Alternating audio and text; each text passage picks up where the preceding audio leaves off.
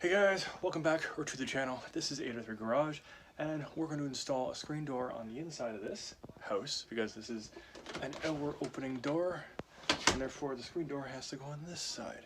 So to do that, we need to do a frame to go on here. I've already started sealing it with some DAP. I'm going to do some repair work for the drywall, and that way we can get the molding onto this. And at that point, we're going to seal the molding to the drywall wherever we can. And then we're going to paint it, prime it, paint it, and get to slapping in the what do you call it? The screen door attachment right over there, and time lapse. So first things first, we're going to patch all the holes, gouges, drywall, anything of that nature, and then we're going to get to installing the actual frame. We'll be nailing it onto the actual door frame itself, so a frame on top of a frame, kind of like Inception. And we'll patch all that up before we start painting it or priming it.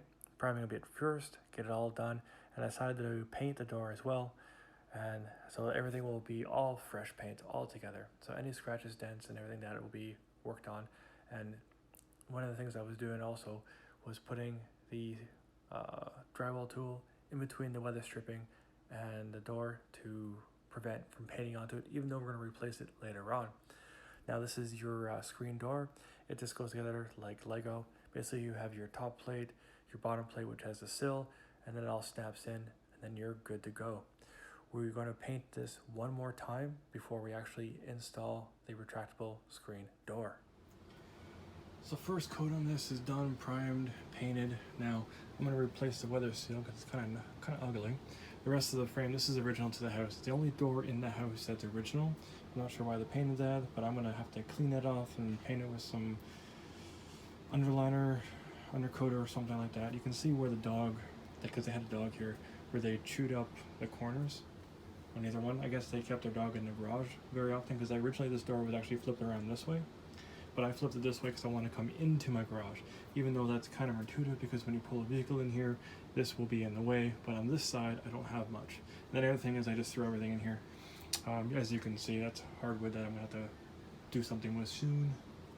But all in all, it's turning out really nice. I had to do some stuff, don't ask about that. So paint's looking really good. And then I put the door together as you guys saw, and that's being done. Lots of stuff is being worked on here. I got projects everywhere. Trying to get them all done because I just bought these doors. And as I'm putting this in, I had freaking 2 or 3 flies, big ones too. Meow, meow, meow. Did not like that. And then the real thing I want to talk about is this is an old vintage door closer. I know nobody's really going to care, but I thought it was really cool. So I'm going to clean it up, paint it up, and then install it. I want to keep it the baby blue because that's kind of retro. And it'll match the white. Well, pretty much anything goes with white. So that's what I'm going to do with that. I do have to get some bolts and stuff, so I'll do that tomorrow as well. And then I'll get to installing that probably right up here. We'll see if it even fits. I don't know if it will. I do have extra ones that are much smaller because these days they're about that big now instead of that big. Even smaller actually. Or I could even just throw a spring hinge and that would just automatically close the door. So we're going to get to, I'm going to put one more coat of paint on this once it flashes, and then we're going to get to actually installing it, which will take all of 5 minutes. Not even. It's so easy. It's not even 30 minutes like they say. This is your second coat of paint, and I'm not going to actually close the door, make sure everything all around is all dried before I get to closing the door and reinstalling the door handle itself, which needs a new battery, and I got that too. Next part of this is actually installing the screen door. So it's been about an hour now, so we just plop this in there. It's a little bit wet, but the door is resizable. Now there's a 34-inch door downstairs, so I don't have to actually cut anything. Anything less than 32 inches, you actually have to cut the sill to get it to fit. So this one is literally size it to the door, fit it in place, make sure she's all plumb, square, and level. And you've got 4 screws, so 2 on either side, the left and right. And that'll get you in place, and then you have 4 along the bottom of the sill plate, which keeps everything firm and secure. After that, I play around with the latch a little bit to get it to adjust, and that's it. Like you can literally install this, like having installed one before. You can literally install this retractable screen door in less than 15 minutes. It is that awesome, that easy, and that well engineered. Now I'm just messing around. There's other things you can do to make this a little better, like cutting the little plastic pieces on either side of the sill, the sill extenders as they call them. I'll do that, and I'll have them cut into the frame itself so that they look like they're supposed to be there. It would have been nice if I was allowed to have a full sill and to be able to cut it so that the whole thing would fit together. But these things are meant to just drop and go into a frame, and that's what you're paying for. I think it cost me roughly around $150 per screen, so they are quite expensive, but the finished product is awesome. I love that you can retract the screen into the side of the door frame, that these are both left and right. All you have to do is change the door handle depending on the swing, and it always goes on the opposite side of the door. So if your door swings into a room, it goes on the opposite side of that, and vice versa. So if this door was actually installed the other way around, into the garage, out from the garage, because right now it's installed into the garage, you would install the screen on the inside of the garage. But I prefer this whole installation, which is awesome. This could also go on a pocket door as well. If you had like an interior pocket door that you wanted to have the screen come across, or even an exterior pocket door, which is a bit more difficult. That's a whole different ball game altogether. This would actually fit there on either side of that door. So it really fits anywhere you want. Now, the other door upstairs, which we'll get to in the next video, is where I want to install two of these side by side. But I found that there is another version of this which can go over a double door, which is what I have upstairs. Now, my installation upstairs is particularly interesting. And here you see me actually adjusting the door to go up, which you can do. You just loosen the screws, pop it up a little bit so it's actually level, and then it works perfect. And I also had to adjust the latch, which I did mention a little bit earlier. And that was just to bring it down a little bit, and then boom, it locks, which is awesome. There's no key or anything with this sort of installation, but they work really, really well. And they retract into the door frame itself, which makes it easy to keep it clean and easy to put it away so that no animals can get into it. The only time they will is when you have it actually covering up the door. So make sure you train your animals well and they understand not to paw it. So we are complete, and you can probably get this installed, like I've been saying, in less than 15 minutes. Come across, clicks in, unlocks. You don't want this to swing by. That's the adjustment for the lock. You just move that up and down, and it seals really, really well all the way around. Come across this side. There we go. Pushes in again, and then if you want to lock it, boom, that's the lock. Can't go anywhere. And another cool part, if you see down there, those two lines.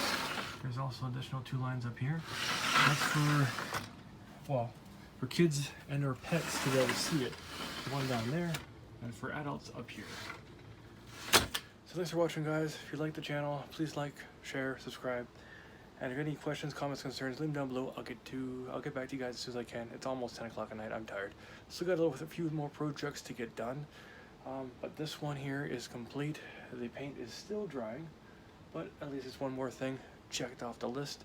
The other door upstairs, where it has two doors, I want to see if I can find a sliding retractable slider that is meant for that. I was reading that there's a series 100, which is this, and then a series 200, which is for dual doors, which is what I have. So I'll be looking for where I can find that. I did not find it at the Costco where I picked these up. So we will see if we can locate with them. If not, we'll be doing the secondary plan, which is making two 100s into a makeshift 200 series door. So that means I'll have a center panel in the middle that links up both together. All that being said, I'll catch you guys in the next one. Peace!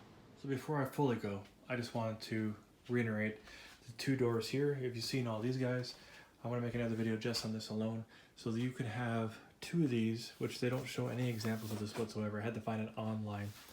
And my original idea was to build a center frame, which should be out of these three things on the sides, and they're going to be wide enough, because this door is about 20 8 inches, so I'd have to shrink down the frame if I wanted to go inside. But this door is also 77 inches tall, and it was built in properly, hence why there's the patch right there.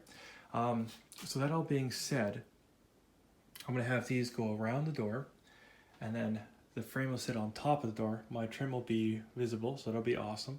And if I had to reuse these guys right here, I'd have to have a center column, which what I want to do is find where you have the two doors.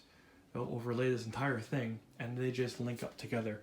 So they'll have a frame top and bottom, and then there'll be the latch mechanism that I guess it would twist this way to bring the one piston side up and the other piston side down, and that way it would unlock, and then this would be lock, kind of like a simple mechanism like that, and it will work. So wish me luck, guys, on tomorrow's adventure of calling around and finding one of these daggone screens that will cover both doors, and that way I can have both screens come together when needed, or just one screen when I'm just passing through either side of the door.